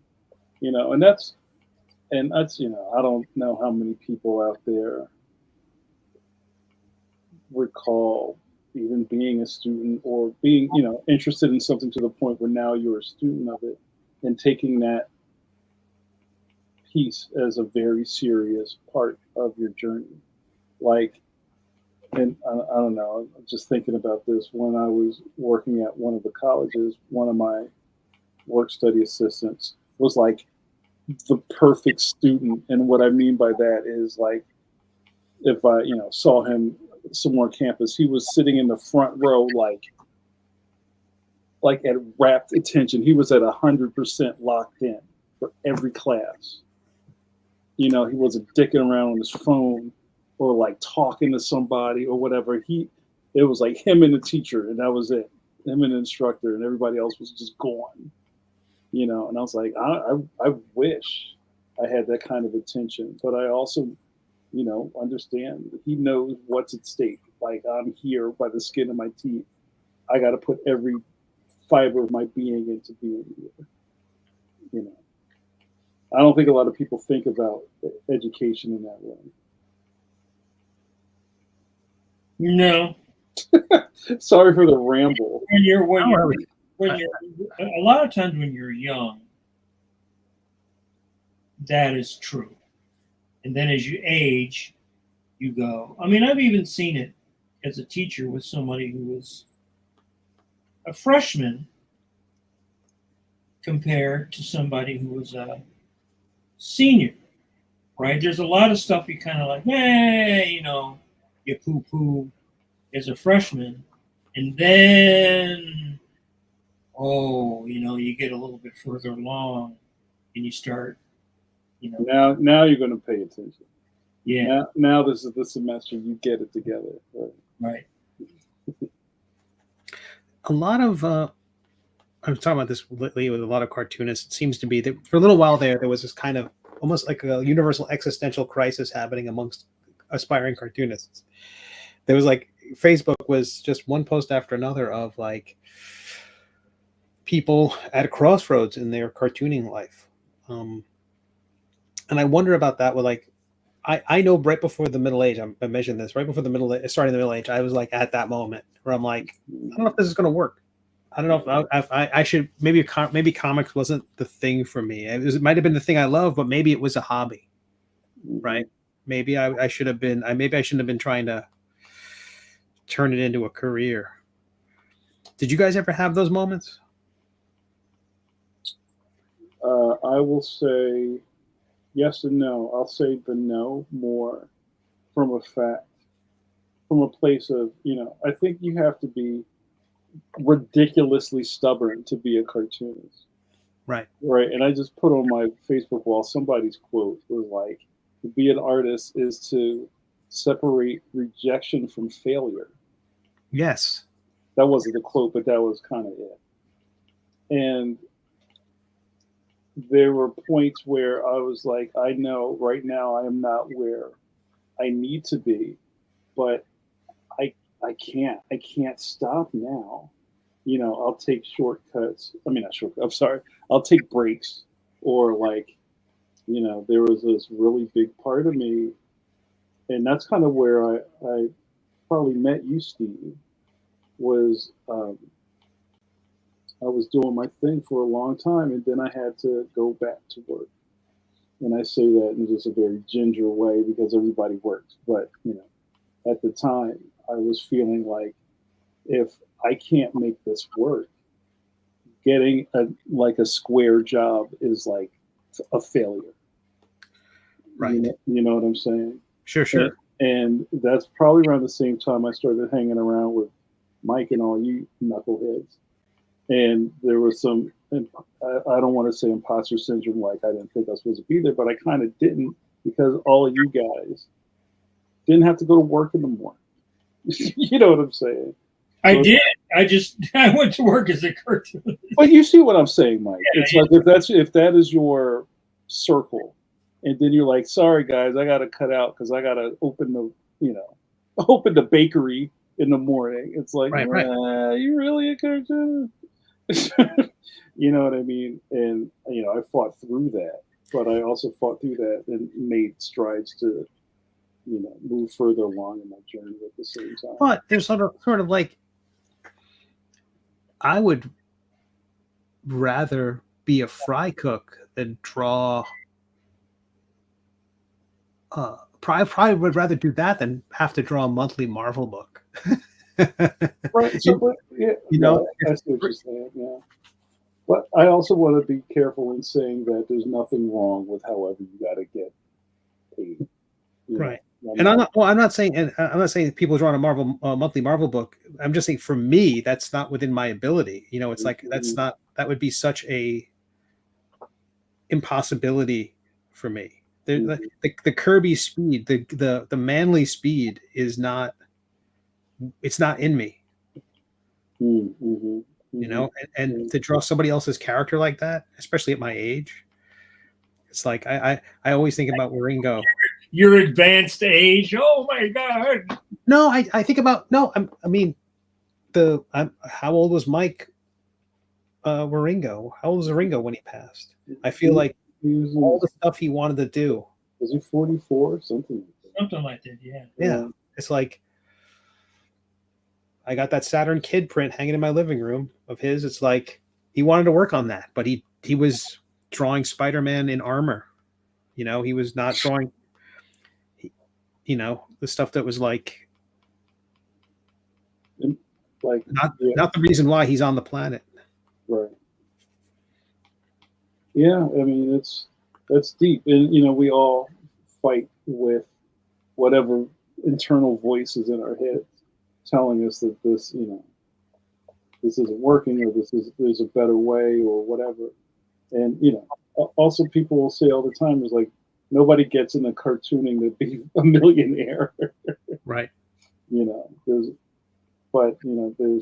something to be said for, and it seems like it's turning into a weird word these days, like grit. Like, people don't like hearing that word anymore. Huh. It's kind of like, well, who are you to say that I'm not? Soft people always complain. That's every generation. This is such an interesting conversation. Soft people? Soft people always complain. You got to be hard to be a cartoonist. I mean, that's the reality. You got to have, you got to power through a certain amount of disappointment and pain and, imposter syndrome or whatever. It doesn't matter. It's just part of it. It's like there's no you don't win for just showing up. And everybody I know who was successful as a cartoonist had to do that at some point, right? Because if you get that opportunity, you have something happen, then you got to make the best of it. Mm-hmm. You got to make the best of it, no matter what. You have to make the best of it.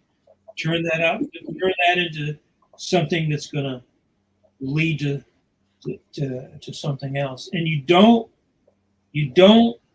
get a participation trophy just for showing up. It's not how it works. That's not how it works in art. That's tough, man. We're talking about a lot of tough shit. But it's, I think these conversations are necessary, and I think they're real. They're rooted in truth. And, so we've been doing this show for a while now, and everybody on these cameras are certified. Like, you could go look them up, or go to the comic book store, or go to the bookstore and see the work. So, I think I said this a little while ago. It's like, I hope to think that people are starting to not get it anymore, or like they lose the message of like what we're doing here. But it's not easy, and I always want to feel like I can be an inspiration to somebody, but that inspiration doesn't also mean like I'm phoning something in. This shit is hard. Well, you also have to be an inspiration for yourself. Well, that's the last person who gets fed at the table, isn't he?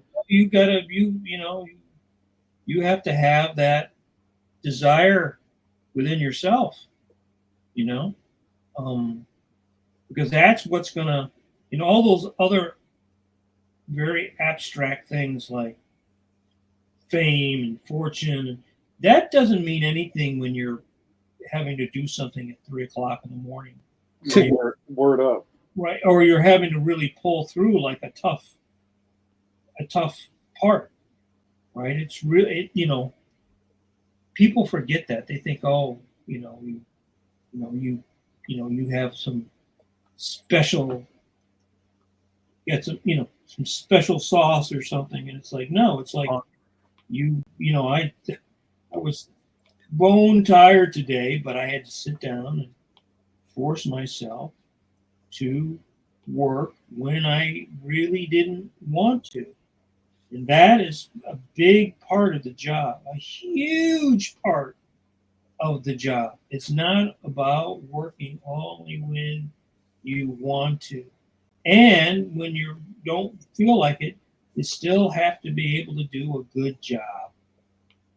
It can't look like, oh, Manley's sloughing off today. Mm-hmm. Right. You got to bring it every day. Yeah. I mean, yeah. So I think, you have to have the ability to push yourself, really push yourself. And, today's market is tough. It's much tougher in many regards than when I was in my 20s, even in my 40s. But the other thing is that there are other opportunities that were not there because of technology. So there's no such thing as an even playing field. No one's going to have the same opportunities. No one's going to have the same, everybody doesn't have the same drawing ability or whatever. So if you can put that aside and just concentrate on doing the best you can and working the hardest, really being honest. That's what we were talking about before the podcast. It's also being honest. The worst thing a young person can do is not be honest with themselves and feel that they are entitled to something for showing up. Because in the commercial world, that attitude will never serve you. Mike, when we get to this point in our conversations, I always have to ask you these questions because I think it's like you're a bit of a unicorn, I'll say. I know you don't think like that, but just let me get this out, because you wholeheartedly knew exactly what you wanted to do from the crib. I'm being a little cheeky there, but right, and you pushed through that.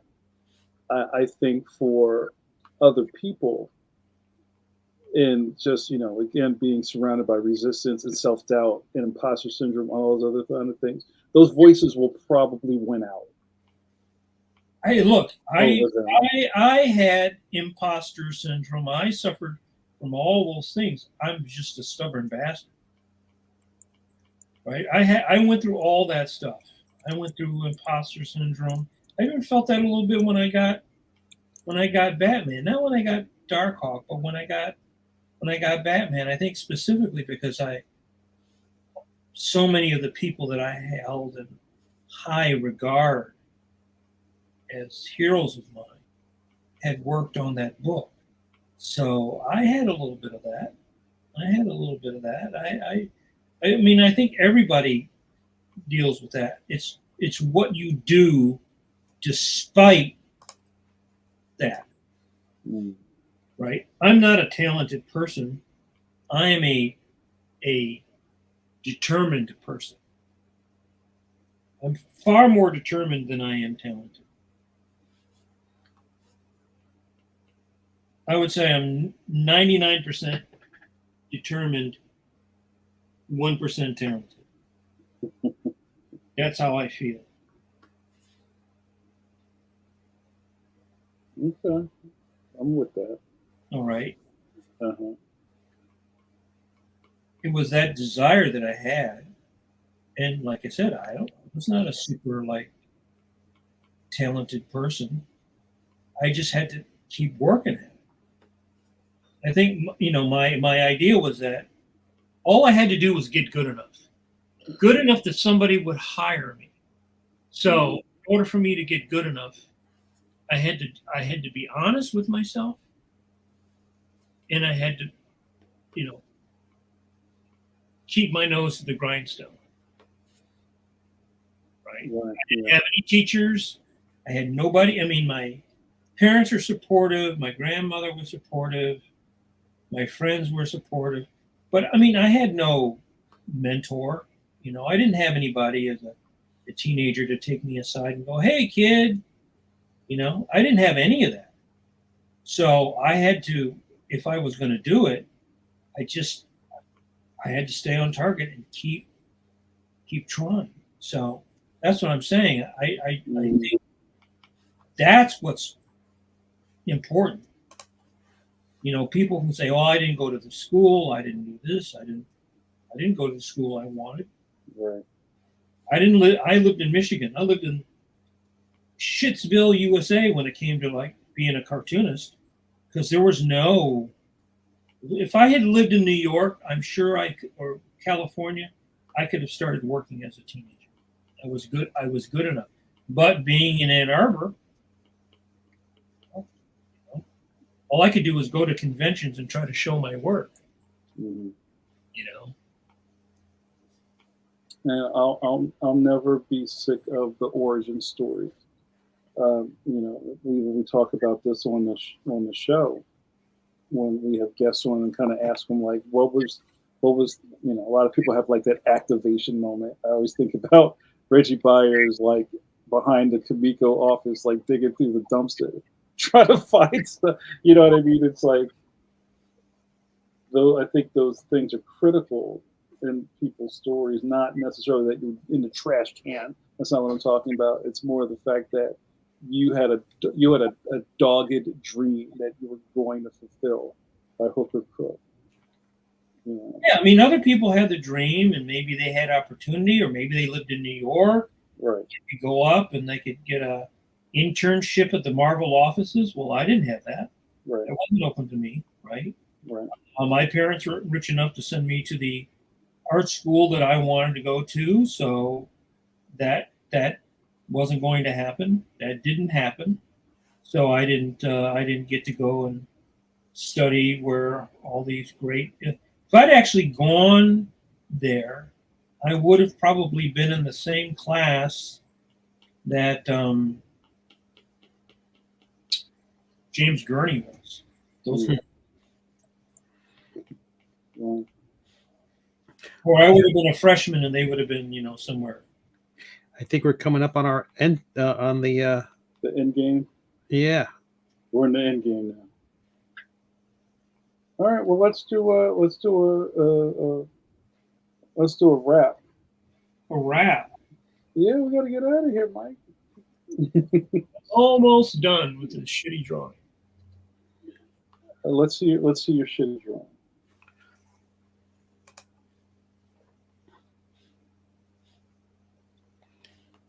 Wow, it's beautiful. That's really great. And what was your prompt again, Mike? Is the phantom turning into a werewolf and a witch? No sweat. I love that line. Look at that. Yeah, you're almost done with that. Yeah, I like the way you incorporated the mask into the wolf's face. Why, thank you.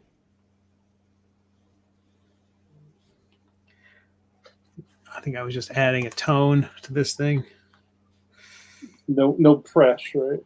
Yeah. I love that. And what was your prompt? The prompt was Gillman, Pumpkin, and then a vampire turning into a werewolf or a werewolf vampire. She got a lot going on there. Yeah. I like those fur effects. That's cool. What's that? I like the fur on the Oh. werewolf on it. Cool. You're so good at textures, Steve. It's so silly. No, I'm being serious. That's really great. And you're using the Huion? Is that what you're using, Jamar? Yes. Jumping over to. Yeah, I'm using the Huion. Oh. Am I not on the screen? No. I'll try it again. Canvas with an M. Canvas, not canvas. Canvas.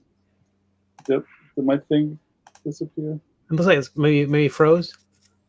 I'll put Mike up here for a minute. let me check this out. Carry on. I think I kind of left the screen. That's what happened. There we go. So I kind of didn't incorporate everything into one thing. So I had a zombie Leon, and then I had a werewolf and some Calvin Kleins. And then at the end I started drawing zombie Leon with some kids in a car coming. I love that the idea that at some point that's a real test of cartooning is like when someone throws something at you and you do it. I heard that first story about Jim Aparo that he wasn't a lot of people's favorite Batman artist or Flash artist, but the writers loved him because he would draw. He would just do it. He would just whatever they asked for. I love that. I feel like that's like at some point you're like, I at a convention. There's a D&D. There's a creature called an Otyugh, which is a 3-legged large creature with like tentacles and a gaping maw, whatever. Someone asked me as a commission to draw a twerking Otyugh. Like, yeah, okay, sure. We can do anything. Yeah, I love it. Like you don't have other things to worry about. It's beautiful. That's great. Well, that was fun. And Mike's finishing up that ham. All right.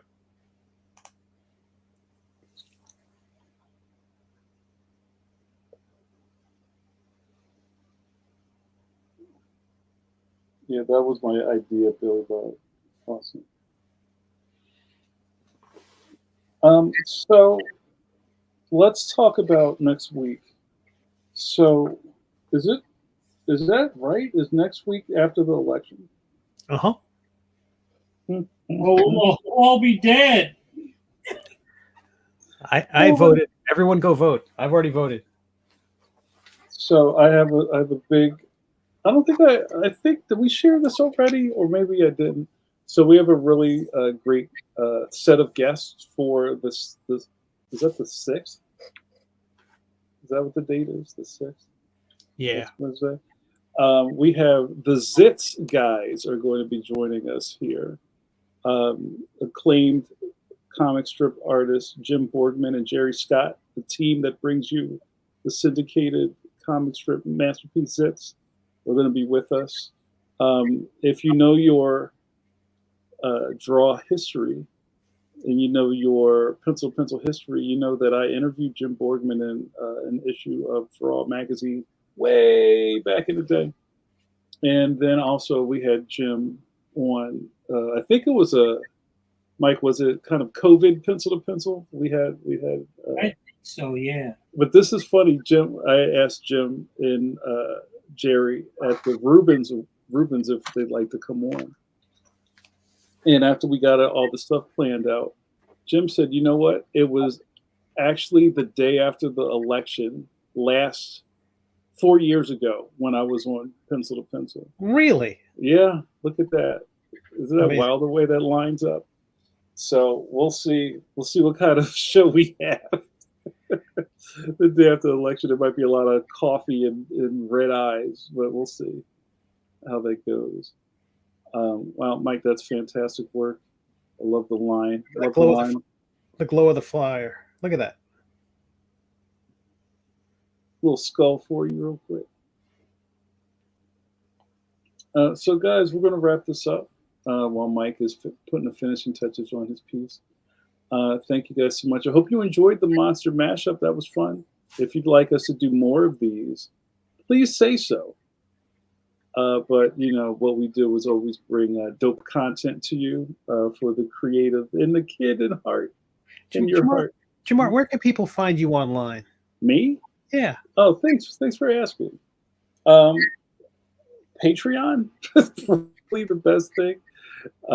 And also, I guess I put more time on my Facebook, but I have a public Facebook that I don't use as often. I have a private Facebook and maybe Instagram. My Instagram got nuked a couple of years ago, and I had to start over, and I lost all my interest for Instagram after that happened. Like I was actively posting and building, and then that happened. I was just like, you know what, whatever. So I'm slowly getting back into posting on my IG. But my IG is JAMAR_Nicholas_cartoonist. __.com. All that, because I couldn't get my name back. Not that somebody else has it; it's just gone. And there's a lot of JAMAR Nicholases. What? There is. There's a lot. And there's also somebody on Instagram who I think I know who has an account called JAMAR Sketchbook. And a lot of people that I know follow them because they think that's me. Oh. But I don't draw like that. So I think, joke's on you. I'm in a group on Instagram of Steve Conleys. I was invited. It's a bunch of us and we chat. What do you call a group of Steve Conleys? Is that a Bixby's?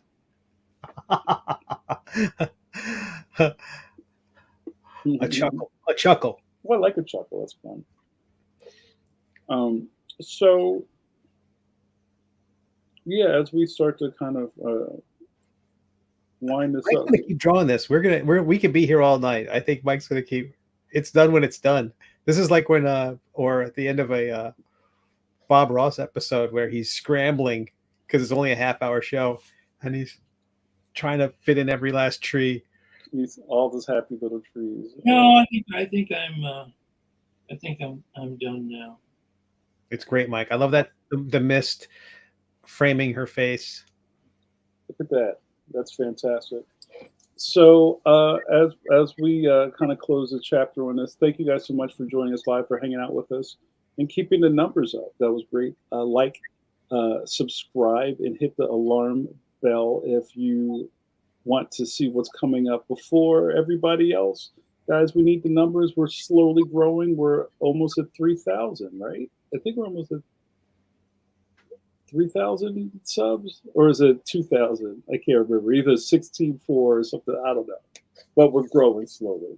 So thank you guys so much. Chris Lopez says, "Look at Mike flexing. You flexing on a mic?" Uh-huh. I like it. He's showing them the biceps. I believe I will be here tomorrow night for a very special Halloween coffee break with JM. Halloween. So what you didn't explain? Is it? It's a plot thread there. What happened to the beard? What happened to the beard, baby face? Baby face fits to playing with the dirty money. I shaved my face, and it's kind of been the talk of the town. I hadn't realized I hadn't shaved in like a couple of years now. So where Chris said I lost a bet. It was a bet. Yeah. So what happened? Did you like fall asleep on the razor? Like, oh. No. Well, this is weird because like I enjoy being old. It's one of my favorite things. You enjoyed being old when you were young. Yes, you know me very well, Mike Manley. Yeah, and there was a point in me where I was feeling like I was a little out of control, and then I also went to a Halloween party, and I figured, you know what, I'm just going to shave it all off, and I was James Brown at this Halloween party. I was 60s James Brown. And I actually won the costume contest. Look at that. I think everybody was just stunned because I shaved. And they just kind of blindly. Award you got it from the shtick shaving award. Shtick, I love it. But it's already growing back, and it's really itchy. And probably when it comes back in, it's going to be completely silver. So I'm excited to. Did your dog react when It bit me in the butt. But so that's what's happened. I didn't lose a bet. It wasn't anything like that. But I think there's sometimes where you just kind of have to like reset yourself. Sure. You know what I mean? So but I still look good. It don't matter. Oh yes. We still make it work. Dashing. Yeah, I don't think I have shaved. I have shaved. I have not been without this since early aughts, where I just had this soul patch. Oh man, yeah, but Steve, I like Steve looks dashing with a beard, but you go clean shaven once in a while. Me? Yeah. Yeah, I do. I just this is that they said that for men this is like a free facelift. It hides some jowls. It hides some but I think I surprised some people because they're like, "Yo, you look like crazy young." I'm like, "Well, chill." Yeah. All this gray. The trouble is with the stubble comes in gray. I'm like, no, that's like now. I'm like, no, that makes me feel like an old man. But I'm rambling now. But thank you guys. This was great. Thank you, guys. We're going to call it a night. Thank you so much. Come back here tomorrow at 9 p.m. If the Halloween kids haven't run me asunder. If you haven't been tricked. I'll be tricked. Tripping on candy. So much sugar. I'll be back here at 9 p.m. for a very special coffee break with JN. Guys, enjoy your Halloween. Have a safe holiday, if you call it that. And enjoy your freedoms while we still have them. And I would be remiss if we didn't get out of here before I told you guys to, come on, guys, get ready. Wash those curvy hands and go vote. Oh. Go vote, y'all. Good night. Like the Silver Surfer. I like Tezuka hands that we did last time. All right, guys. We'll see you soon. Bye.